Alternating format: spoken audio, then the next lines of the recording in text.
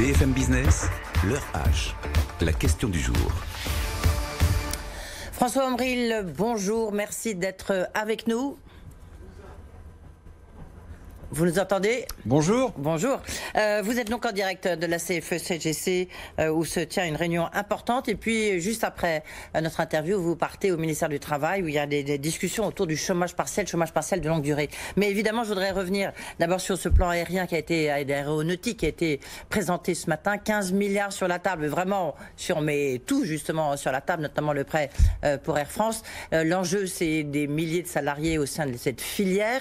Est-ce que François Ombril, CFE-CGC, un des principaux syndicats, le principal syndicat au sein d'Airbus, est-ce que vous êtes satisfait de ce qui a été annoncé ce matin? Oui, je pense qu'on peut dire qu'on est assez satisfait. Pourquoi ? Parce que d'abord, c'est un plan qui fait une part importante à la recherche, à l'investissement dans les nouvelles technologies. C'est un plan qui marque l'engagement de l'État vis-à-vis de l'industrie. Et vous savez que nous, à la CFE-CGC, on est extrêmement attentifs à tout ce qu'on peut faire, organiser de façon à soutenir l'industrie en France. On considère qu'on a beaucoup trop baissé. C'est vrai que l'aéronautique a bien résisté, est d'une certaine façon une filière, une industrie assez exemplaire sur ce plan-là. C'est pour ça que l'État, je pense, s'investit beaucoup. Moi, je veux dire qu'il a raison. Il faudra qu'il s'investisse aussi, bien entendu, avec des critères de conditionnalité importants dans d'autres activités économiques. Mais il y a, je pense, lieu d'être assez satisfait sur la cohérence du plan qui est proposé. François Ombril, est-ce que vous êtes aussi inquiet que ne l'était Guillaume Faury, le patron d'Airbus, qui était mon invité il y a quelques semaines et qui parlait effectivement de la survie de l'entreprise, ou encore Éric Trappier, le président du GIFAS, donc qui regroupe toutes les industries aéronautiques et de défense, pour qui il y a 30 000, 50 000 salariés menacés. En même temps, on voit que les commandes, elles sont toujours là. Donc, qu'en pense le syndicat, principal syndicat dans cette filière ? Bon, les commandes sont toujours là, c'est la nature même de l'activité aéronautique et de la production des avions que d'avoir un carnet de commandes échelonné sur le très long terme. Ça n'empêche pas qu'il peut y avoir des annulations de commandes, puisque bien entendu les commandes sont liées indépendamment de la question du renouvellement des appareils et sont liées aussi au trafic aérien, à son développement ou à sa baisse. Donc c'est un sujet sur lequel il y a, je crois, des analystes de très haut niveau et qui malheureusement ne sont pas toujours d'accord, mais c'est un sujet, le trafic aérien, qui est dans l'actualité politique. Pour le coup, c'est un sujet politique, ça n'est pas qu'un sujet économique, parce qu'il y a des options relativement stratégiques qui doivent être prises, qui seront peut-être prises en matière de transport sur ce sujet-là. Moi, je ne veux pas anticiper, mais c'est une filière qui reste effectivement très très dépendante de ces options-là. Donc, il y a lieu d'être extrêmement vigilant. Moi, je ne suis pas forcément inquiet.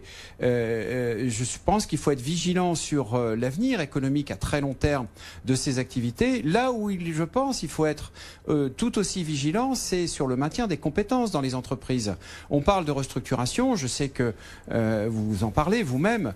Il y a un certain nombre d'entreprises qui ont déjà anticipé par rapport à la reprise d'activité de l'après-confinement, un certain nombre de plans de restructuration. Ma préoccupation majeure, notre préoccupation à la CFE-CGC, c'est de tout faire pour maintenir les compétences au sein même de l'entreprise. Pourquoi ? Parce que ce sont ces compétences-là qui permettront de faire évoluer l'entreprise sur de nouveaux produits, sur de nouveaux développements, et donc de pouvoir sauvegarder l'avenir de l'entreprise. Et ben là, ça revient l'autre grande actualité de cette semaine, évidemment, c'est discussion autour d'un chômage partiel de longue durée.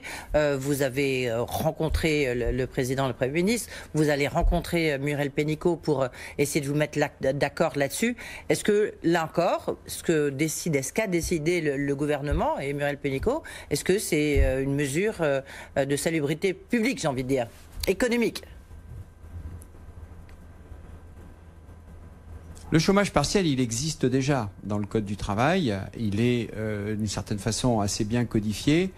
On ne sait pas trop sur quel dispositif on va nous emmener. On comprend que ce sera un dispositif probablement un peu intermédiaire entre ce qui existe déjà et qui est très largement conditionné par rapport au non-licenciement et le dispositif tel qu'il a fonctionné pendant le conditionnement qui n'était pas du tout conditionné. Moi, je dis que le chômage partiel est un outil utile voire même indispensable pour certaines entreprises qui sont très menacées par la crise, mais il ne peut être utile que s'il est très rigoureusement conditionné à des paramètres économiques et sociaux. Il ne faut pas qu'on puisse l'utiliser sans que l'entreprise puisse, en contrepartie, pour pouvoir d'une certaine manière consommer cet argent public, eh bien proposer à ses salariés, à ses représentants, un plan stratégique cohérent. Ça ne doit pas être un verre d'eau qu'on boit en attendant autre chose, sans rechercher d'autres sources pour pouvoir résister et développer l'entreprise. Et ça veut dire quoi un plan stratégique? Enfin, je ne comprends pas exactement ce que vous voulez dire, pardon François Omril. Ça veut dire qu'il faut qu'à ce moment-là, qu'il y ait une transformation de l'entreprise, il faut qu'il y ait plus de conditionnalité, comme vous l'avez dit tout à l'heure? Oui, je vais prendre un exemple. On le cite souvent, même au début du confinement. On avait parlé de ça quand Muriel Pénicaud convoquait, je pense à raison d'ailleurs, l'exemple allemand de la crise de 2009, en disant qu'à l'Allemagne avait mieux résisté dans le rebond de l'après-crise parce qu'ils avaient fait moins de licenciements et plus de formation. Moi, je trouve que la formation professionnelle est le sujet un peu absent du débat. J'entends bien qu'on va financer le chômage partiel, mais à mon avis, c'est insuffisant et c'est à ce titre-là, je pense, que l'on peut créer des zones de conditionnement un peu plus exigeantes, c'est-à-dire demander aux entreprises d'investir plus profondément dans la formation nécessaire justement à faire évoluer les productions, les produits. Ce que je dis n'est pas théorique. Toutes nos grandes entreprises, notamment dans le secteur industriel, elles ont pour la plupart plusieurs dizaines d'années. Pour certaines, elles vivent depuis plus de 100 ans et elles ont fait évoluer leurs produits en fonction de l'évolution des marchés, de l'évolution des crises qui ont touché leurs produits. Eh bien, je crois que ça n'est pas nouveau et ça s'applique très exactement à notre crise aujourd'hui. J'entends dire que ce dispositif d'allocation pour le chômage partiel de longue durée pourrait être pérenne supérieur à 1 an, pourquoi pas 2 ans? Eh bien, moi, je dis que pendant 2 ans, on ne fait pas que consommer l'argent public, on réfléchit aussi à l'avenir de son entreprise, aux décisions qu'il faut prendre, aux investissements qu'il faut faire dans la recherche pour pouvoir développer de nouveaux produits et d'une certaine façon pouvoir mieux résister aux aléas qui sont devant nous. Oui, mais justement, je crois que, en tous les cas, une des volontés de Muriel Pénicaud, c'est qu'il y ait une formation, une alternance qui permette de partir du chômage partiel pour arriver, pour retrouver son CDI, et ça permettrait à l'entreprise de passer le cap de cette crise. Donc là vous êtes assez en raccord avec la ministre. Vous savez, comme on dit, le diable est dans les détails. Oui. Je suis parfois d'accord avec la ministre, parfois je ne le suis pas. Quand par exemple elle intervient ces jours derniers sur la question de l'éventuelle baisse de salaire qui pourrait être compensée par de l'intéressement, je suis en total désaccord. Je trouve cette intervention particulièrement grave, mais c'est pas forcément l'objet de notre entretien aujourd'hui. Enfin, quand même, parce que ces accords de performance collective, comme on les appelle, et qui avaient été mis en place avant la crise du Covid, elles permettent peut-être là aussi de passer ce cap difficile des conséquences économiques de la crise du Covid, non ? Baisse de salaire, peut-être remise en cause de certains avantages. Non, nous on ne le croit pas, la CFE-CGC. Oui. Non, honnêtement, on ne le croit pas. On a déjà suffisamment de retours d'expérience qui nous montrent qu'en vérité, ces accords de performance collective n'obligent pas suffisamment l'employeur, l'entreprise, les responsables, les décideurs dans l'entreprise à travailler sur l'avenir à long terme de l'entreprise. Il n'y a que ça qui sauve les entreprises. Avoir une vision à long terme, une vision stratégique. Tout à l'heure, je parlais de la formation professionnelle. La formation professionnelle, c'est stratégique. C'est au cœur même de la stratégie de l'entreprise. Les nouveaux marchés, les nouveaux produits. On a vu à l'occasion de la crise que certaines industries, un peu délaissées, étaient capables en quelques semaines d'acheter des machines, de fabriquer des masques, de fabriquer du gel, de s'adapter à une situation très très rapidement. Eh bien, la situation de la crise que certaines entreprises qui va toucher certaines entreprises, eh bien, une façon d'y résister, c'est d'adapter ses fabrications, d'utiliser toutes les compétences accumulées au fil des années dans l'entreprise pour pouvoir se redéployer, se redévelopper, faire évoluer les produits, capter de nouveaux marchés. C'est ça l'intelligence collective de l'entreprise et ça n'est mobilisable qu'à travers le dialogue social et un certain nombre d'outils. C'est pour ça que je dis que le chômage partiel et les allocations financières qui vont derrière doivent être conditionnés à la la mise en place de ces outils. Toute dernière question, François Omril. Est-ce que vous ne redoutez pas, comme ça peut être le cas par exemple chez Renault, avec ces suppressions de postes annoncées dans le Technocentre, que ça soit des agents de maîtrise, des cadres, qui soient sans doute les premiers touchés par cette crise économique?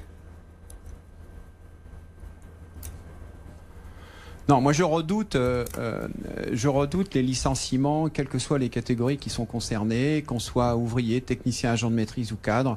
On est le dépositaire, on a accumulé au cours de sa carrière une certaine compétence qui est très difficilement transmissible. Et effectivement, si au Technocentre de Renault aujourd'hui on se sépare de ces expériences et de ces compétences-là, eh bien on fait une très très grave erreur. Le plan chez Renault n'a pas été concerté, on le sait bien. Nous sommes la première organisation syndicale chez Renault. Mes collègues se sont exprimés sur le sujet et je pense que ce plan effectivement est mal foutu parce qu'il ne prend pas suffisamment en considération toutes les capacités présentes à l'intérieur de l'entreprise pour pouvoir faire face à la crise, rebondir, faire évoluer et couper dans la recherche, c'est toujours une très mauvaise décision. Merci beaucoup d'avoir été avec nous. Et donc là, vous êtes en direct du siège de la CFE-CGC, puis ensuite vous allez donc au ministère du Travail. Merci beaucoup François Omril. Dans un instant, on change de registre. Un entrepreneur qui est dans un secteur extrêmement difficile, la presse. C'est Franck Hanez qui est le président fondateur de SoPresse. Il avait SoFoot, il a Society et il lance SoGood. Est-ce que c'est pas un peu inconscient? Sa réponse est dans quelques minutes.